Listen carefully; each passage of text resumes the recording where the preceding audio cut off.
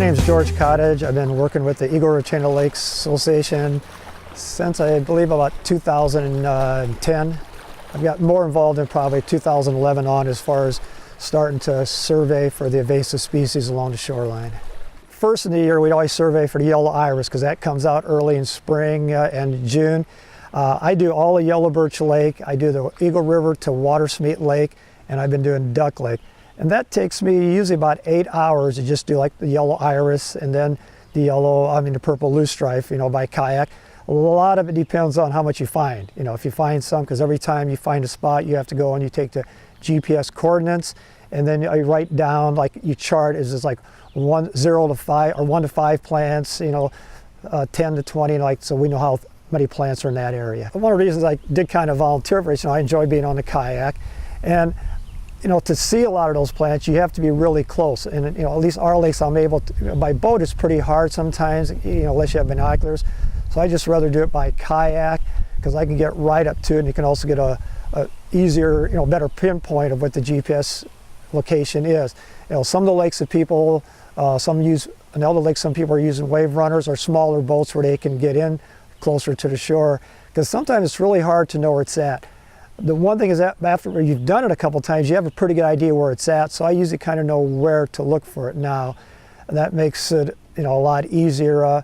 The kayaking's fine, except it seems like you fight the wind a lot of times. You take off in the morning, there's no wind, but coming back it's always pretty windy, but it's a nice day, it's enjoyable. We have maps that show all the yellow iris and all the change. There's marks, and the size dots let you know the density of both the yellow iris, purple loosestrife, different map for each one of those, and the yellow loosestrife.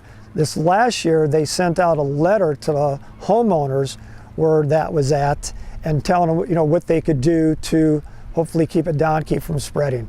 And they've had some luck experiment with the yellow iris by just constantly cutting it down.